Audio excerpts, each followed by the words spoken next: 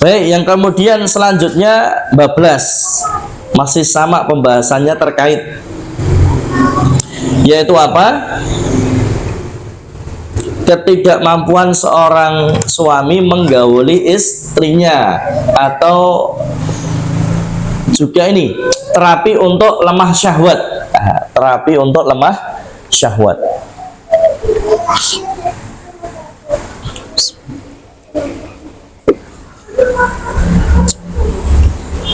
Satu, siapkan madu 1 kilo.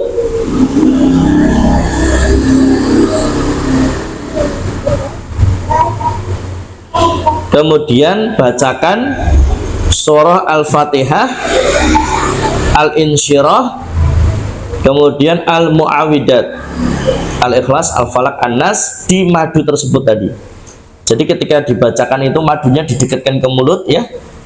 Kemudian dibacakan ayat-ayat ruqyah tadi.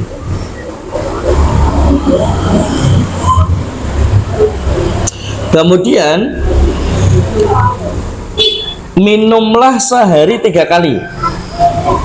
Tidak dicampur ya, tapi 1 sendok makan penuh di setiap pagi hari, siang hari, kemudian malam hari, 1 sendok makan penuh sebelum makan. Dituangkan di bawah lidah.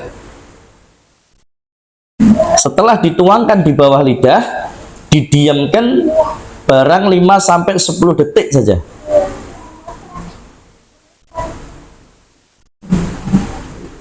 Atau kemudian didiamkan sambil menelan pelan-pelan. Ya, didiamkan sambil menelan pelan-pelan. Ya. Itu cara minum madu yang baik. Termasuk cara minum madu ruqyah saya seperti itu. Madu ruqyah yang sudah saya bacakan surah Al-Baqarah full dan juga ayat-ayat ruqyah serta doa-doa penyembuhan dan penjagaan.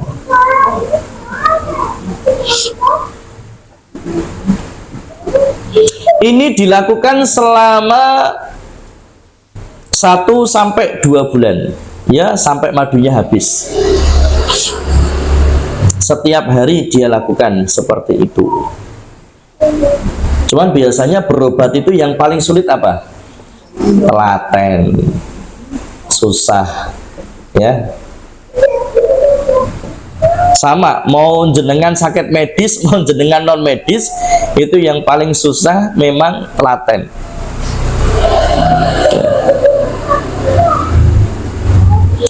Yang berikutnya itu untuk lemah syahwat ya, madu.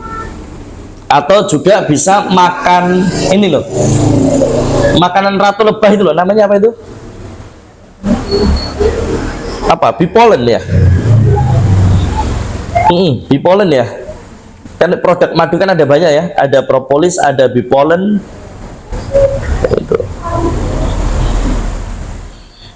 Itu juga bagus. Kemudian sekarang kemandulan. Kemandulan untuk laki-laki dan wanita. Jadi yang bisa mandul bukan hanya wanita, laki-laki juga bisa mandul. Nah, mandul ini ada 2. Kemandulan yang organik, ini medis, berarti ada something di suami atau di istrinya yang secara medis memang dia mandul. Atau yang kedua medis, atau yang kedua kemandulan karena gangguan jin. Kalau saya asalkan mandul wes ruqyah aja ya, sambil terapi secara medis, sambil misalkan obat dari dokter, tapi sambil tetap diruqyah.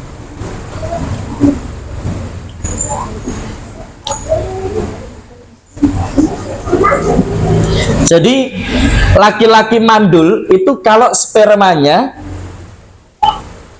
kurang dari kadar yang dibutuhkan, spermanya yang keluar kadarnya kurang dari yang dibutuhkan. Karena sperma laki-laki yang bisa membuahi itu kalau mencapai 20 juta mikron per sentimeter kubik. Wah, itu nggak usah dibayangkan angel ya, itu dokter. Tapi yang jelas kalau sperma yang keluar itu kurang kadarnya, maka dia tidak bisa membuahi.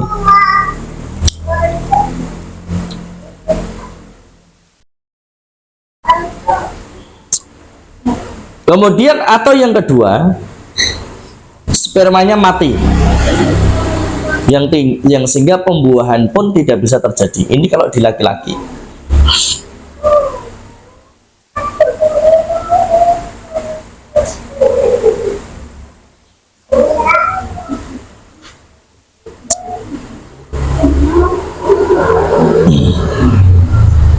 Kalau yang di wanita, ya intinya sel telurnya bermasalah. Ya, sel telurnya bermasalah. Baik, ciri-ciri kemandulan yang merupakan gangguan jin. Dadanya terasa sesak, terutama setelah waktu asar sampai nanti tengah malam. Di waktu itu dia serasa susah untuk bernafas, atau berat nafasnya, atau pendek nafasnya. Kemudiannya suka melamun, pikirannya melayang, melamun, kayak orang linglung gitu ya. Terus kemudian rasa nyeri pada tulang punggung bagian bawah, gelisah di saat tidur, dan sering mimpi yang menakutkan. Itu bisa dialami kemandulan laki-laki dan wanita. Terus pengobatan, bagaimana pengobatannya? Yang pertama, mendengarkan ayat-ayat ruqyah sehari 3 kali, pagi, siang, petang. Petang itu berarti mulai pada maghrib ya. Kemudian pasien atau si penderita rutin membaca as-saffat setiap pagi, surah as-saffat setiap pagi. Kalau tidak bisa baca Quran atau kalau sibuk, maka cukup mendengarkan. Jadi kalau ada gangguan jin, itu yang didengarkan jangan sembarang ayat, jangan sembarang surat, Bu. Tapi yang didengarkan ayat-ayat ruqyah saja. Dan itu terus diulang-ulang. Karena dia kena gangguan jin ya. Jadi tidak sembarang ayat bisa. Karena panjenengan juga pendengarannya terbatas. Maksudnya terbatas itu apa? Tidak mungkin 24 jam kok dengerin Quran terus, kan tidak mungkin. Yang sehingga karena waktunya pendek lah, dari waktu yang pendek itu dipakai maksimal untuk mendengarkan ayat-ayat ruqyah saja, dan itu diulang-ulang terus ya. Kemudian juga membaca surah Al-Ma'arij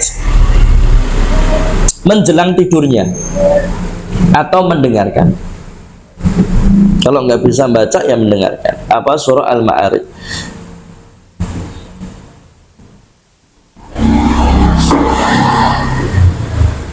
Kemudian siapkan minyak habatus sauda ya, jintan hitam. Terus kemudian bacakan Al-Fatihah, ayat kursi, 3 ayat terakhir Al-Baqarah, kemudian Al-Mu'awidat. Tiupkan ke minyak tadi, nggak usah banyak-banyak minyaknya. Terus oleskan di dada, dahi, dan tulang punggungnya setiap mau tidur. Setiap mau tidur. Terus tadi ya, minum 1 sendok makan penuh madu tadi yang sudah diruqyah.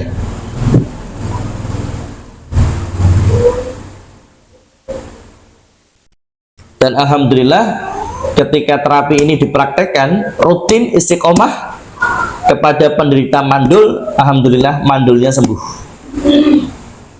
Artinya ini sudah kisah nyata, fakta, sudah dialami, sudah dilakukan, dan sudah berhasil atas izin Allah Subhanahu wa Ta'ala.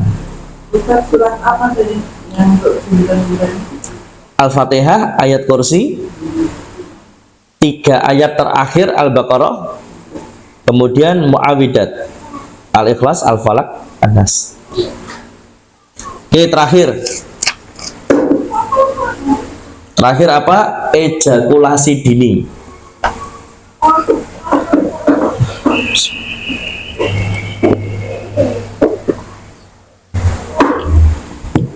Ejakulasi dini. Kalau secara medisnya banyak. Laki-laki itu makin gemuk badannya, kalau dia obesitas apalagi, maka tetap biasanya akan mempengaruhi seksualitasnya. Ya.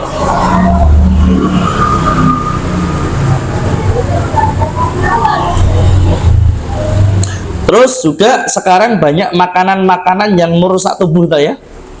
Sebetulnya bukan hanya kaitannya dengan seksual saja, kesehatan kan juga makanan-makanan zaman sekarang gitu ya. Apalagi jajanan itu ya, ciki-cikian, ya, segala sesuatu yang instan-instan itu, junk food dan sebagainya. Ternyata banyak orang mandul juga gara-gara makanan ini.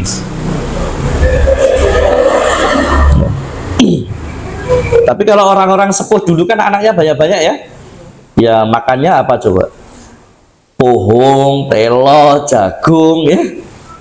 Sekarang ya kurang menarik yang seperti itu ya. Baik, yang berikutnya ini ya, ejakulasi dini. Yaitu kasus orgasme yang terlalu dini. Melakukan hubungan suami istri nggak nyampe 5 menit. Ya, cuman 2-3 menit sudah selesai. Ini ejakulasi dini. Maka bagaimana cara terapinya? 1, rutinin dzikir pagi petang. Tapi yang paling harus dijaga apa? La ilaha illallah wahdahu la syarikalah, lahul mulku wa lahul hamdu wa huwa ala kulli syai'in qadir. Rutin. Yang kedua, membaca surah Al-Mulk setiap mau tidur atau mendengarkan.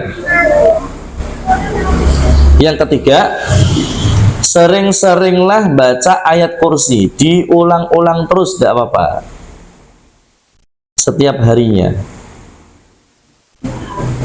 Jadi ayat kursi tapi diulang-ulang terus. Yang keempat, tadi ya, jangan juga dilewatkan apa? Bismillahilladzi la yadurru ma'asmihi syai'un fil ardi wala fis sama' wa huwas samiul alim. Atau a'udzu bikalimatillahi, ya. Kalau yang saya sarankan, a'udzu bikalimatillah, a'udzu bikalimati min kulli syaitanin. Saya jadi lupa ya. A'udzu bikalimatillahi tamah min kulli syaitanin wa hammah wa min kulli ainin lamah. A'udzu bikalimatillahi tamah min kulli syaitanin wa hammah wa min kulli ainin lamah. Ini ada di ini loh, buletin saya. Buletin yang pertama itu ada nih doa-doa ini. Ada yang belum dapat buletin siapa? Banyak yang belum dapat buletin. Insyaallah besok Jumat kita siapkan lagi. Dan ini dilakukan selama 3 bulan penuh. Ya, selama 3 bulan penuh. Zikir pagi petang, baca surah Al-Mulk, dan kemudian baca ayat kursi yang diulang-ulang. Berapa Ustaz? Wes pokoknya diulang-ulang, nggak usah harus sekian enggak. Diulang-ulang setiap harinya. Kemudian tadi ya, baca yang tidak ada di zikir pagi petang ya, a'udzu bikalimatillahi tamma min kulli syaitanin wa hamma wa min kulli ainin lamah. Selama 3 bulan penuh. Oke, ada pertanyaan? 5 menit. Silahkan.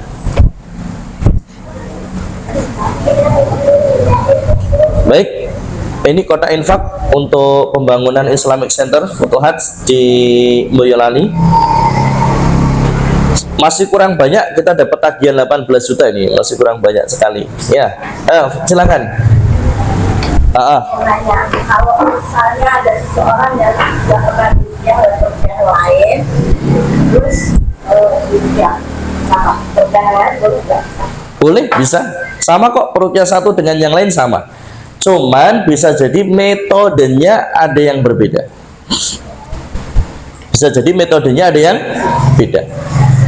Contoh misalkan, saya ini termasuk peruqyah yang kalem-kalem wae lah. Tapi ada juga peruqyah itu yang metodenya pakai pukul. Ya, pakai pukul. Yang sehingga kemudian pasien yang diruqyah setelah diruqyah trauma. Karena apa? Badannya sakit. Setelah diruqyah itu badannya sakit karena pukulan si peruqyah tadi. Yang sehingga kemudian setelah diruqyah itu dia trauma, nggak mau ruqyah lagi, padahal belum tuntas. Jadi metode ruqyah yang saya lakukan kalem aja, santai saja, nggak apa-apa. Harus rutin sekian bulan atau nggak masalah. Yang penting si pasien tidak mengalami trauma dengan treatment ruqyah tadi. Kasihan pasiennya. Apalagi mohon maaf kalau hamil ya, bahaya untuk bayi yang dikandungnya. Jadi boleh, intinya boleh. Setelah diruqyah sama Ustadz A, nanti besoknya diruqyah sama Ustadz B, boleh. Gak apa-apa. Monggo Bu. Saya tanya, sebenarnya saya gitu, maaf sih, makanya kurang percaya, tapi tetangga depan rumah itu bilang, Bu, tempat usaha penyembuhan ada yang untuk gitu. Tapi untuk air porsi dan itu saya setiap saat, bahkan enggak setiap bulan nafas, bahkan air porsi itu terus. Jadi kayaknya Pak saya nggak percaya, tapi kenyataannya kok seperti itu gitu. Jadi usaha sepi gitu. Tapi tetangga yang itu katanya punya indera keenam yang saya lihat pernah dia itu kok lihat ada di depan saya showroom itu katanya ada orang begitu dekat itu ada suara teriak-teriak gitu. Saya tahu nggak itu dia itu memang punya indera keenam. Terus dia itu waktu jalan di depan saya itu kok jawab, "Lah ngopor ini?" Terus ada suara anak kecil gitu. Saya dengar sendiri, tapi saya nggak lihat orangnya. Terus dia ngomong, itu diganggu. Terus kayak ini lah. Berarti tempat usaha ya? Iya. Ya, tempat usaha itu kalau disihir atau ditutup banyak tanda-tandanya ya. Satu ya kelihatan tutup atau ditutup. Jadi kalau warung itu ya orang lihatnya tutup. Tapi kalau perumahan, ya kalau perumahan itu biasanya orang ya datang cuman ngelihat habis itu pergi lagi dan terus seperti itu sampai nggak laku-laku. Kalau kos ya gitu, orang datang lihat-lihat habis itu wes pergi, ya. Dan itu akhirnya kemudian sepi, nggak laku-laku. Padahal kalau di nalar kok janggal kan itu ya, janggal. Perumahan di sebelah-sebelah ini, kos-kosan di sebelah-sebelah ini full semuanya. Cuman kos-kosan saya ini yang nggak laku. Itu berarti ada kejanggalan di situ. Kemudian yang kedua biasanya muncul bau-bau yang tak sedap, mau bau amis kah atau mau bau bangkai kah, cuman dicari sumbernya nggak ada. Kemudian yang ketiga, si pemilik atau karyawan pegawai ini akan jadi gampang sakit, bergantian sakitnya. Terus yang keempat, sudah mulai banyak binatang-binatang yang masuk ini, misalkan kecoa, kelabang, tikus, ya, ular bahkan, maksudnya ini ya, ular ini ya. Biasanya kalau ular itu ular yang hitam, ya. Kemudian sepinya jadi tiba-tiba, mendadak tiba-tiba. Kalau itu warung makan biasanya masakannya cepat basi, atau biasanya di masakan itu muncul belatung atau kecoa atau benda-benda asing apapun.